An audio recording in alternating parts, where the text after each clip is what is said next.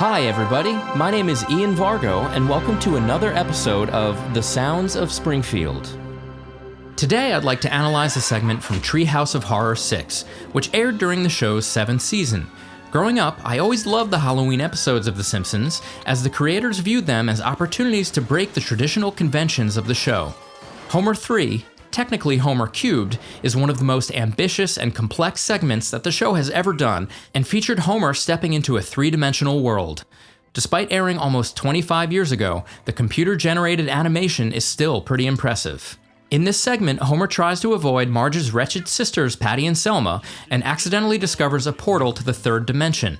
Homer explores this enchanting new world for a bit, but after getting stabbed in the rear end with a pointy cone, Homer causes the entire dimension to collapse in on itself. Oops. Several residents attempt to remedy the situation, including Chief Wiggum, who, in classic American police style, tries to solve the problem by just shooting at it.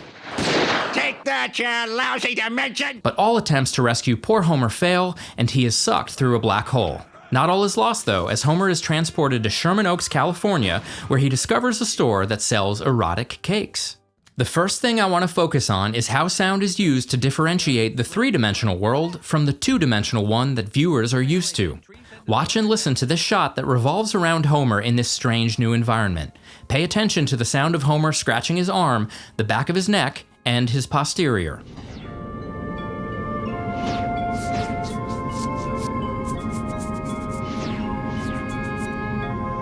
I don't want to alarm you, Marge. In filmmaking, we use Foley to add sonic realism to on-screen action. It's named after Jack Foley, who was a pioneer of sound for cinema. Essentially, sounds like characters walking, handling objects, and in this case, scratching their own ass, are actually created by recording a person performing those acts. Foley artists are adept at getting into the mindset of the characters and performing actions while using the right props so that they sound believable. I strongly recommend the documentary The Secret World of Foley if you'd like to know more about the art form. While we definitely hear sounds like footsteps and characters handling objects in any given episode of The Simpsons, they really emphasize these sounds in this segment, almost treating it like a live-action movie. Have another listen, and this time, also pay attention to the eerie drone that we hear whenever we are in the three-dimensional world.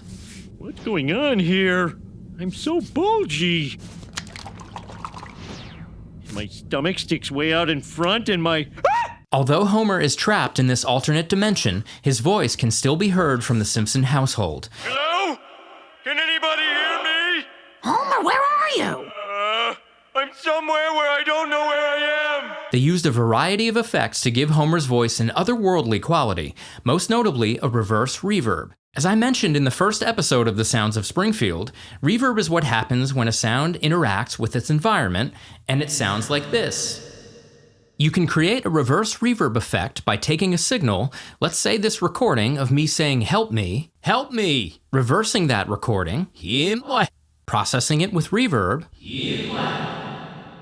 and then reversing it again.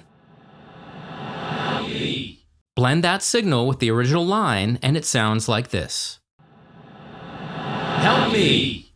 They also used effects such as delay and filtering to process Homer's voice as the situation becomes more dire for him. As the universe collapses in on itself, Homer's voice becomes gradually more and more drenched in reverb as he is disassembled. This entire segment is a masterclass in using sound creatively and in service of the story. And if you're ever in Sherman Oaks and want to check out where Homer ends up, visit the Coffee Roaster on Ventura Boulevard. They don't sell erotic cakes, but do have great coffee. Make sure to click subscribe, and thanks to our subscriber, The Relaxing Nature, for recommending that we cover this segment. If you had ideas for future episodes of The Sounds of Springfield, leave a suggestion in the comments beneath.